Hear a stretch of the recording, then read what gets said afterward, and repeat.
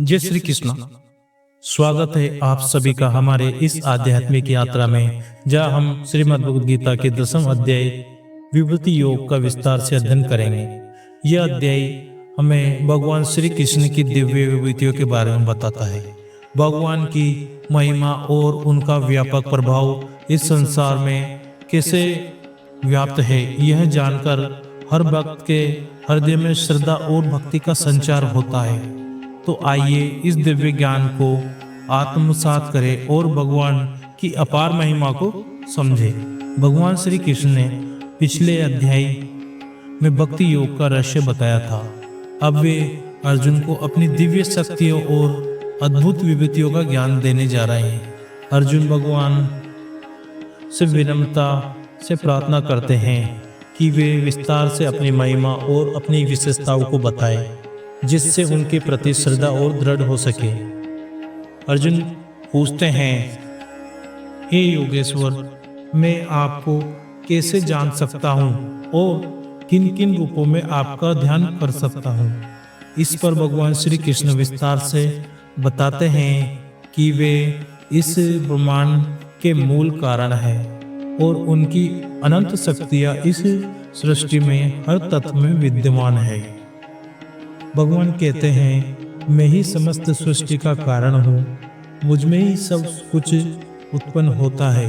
यह जानकर ज्ञानी जन मेरी भक्ति में लीन हो जाते हैं। अर्थात इसका अर्थ यह है कि सारा जगत भगवान से ही उत्पन्न हुआ है और उनकी कृपा से ही सब कुछ चलता है। जो इस सत्य को जान लेता है वह जीवन भर भगवान की भक्ति में समर्पित हो जाता है। भगवान अर्जुन को बताते हैं कि वे इस संसार की प्रत्येक श्रेष्ठ वस्तु में विद्यमान है। वे विभिन्न रूपों में अपनी उपस्थिति प्रकट करते हैं। आइए कुछ प्रमुख विभूतियों को जानते हैं। पहले, ऋषियों में नारद, गंधर्वों में चित्ररथ, सिद्धों में कपिल मुनि।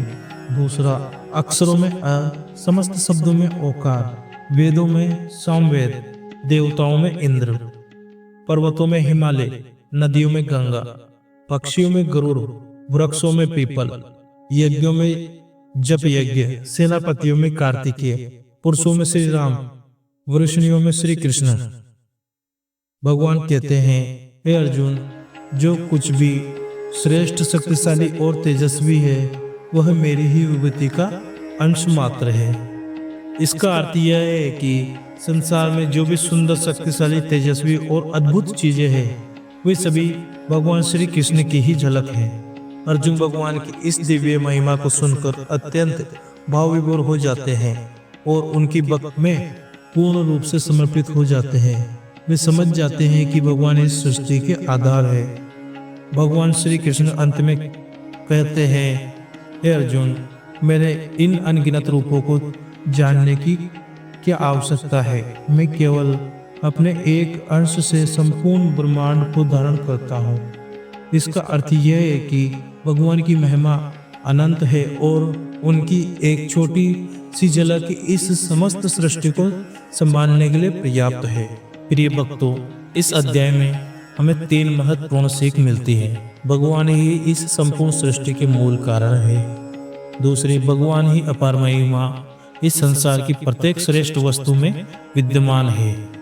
और तीसरा, जो व्यक्ति इस सत्य को जान लेता है वह नित्य ही श्री कृष्ण की भक्ति में लीन हो जाता है। अब समय आ गया है कि हम भी भगवान श्री कृष्ण की महिमा को समझें और उनकी भक्ति में लीन हो जाएं।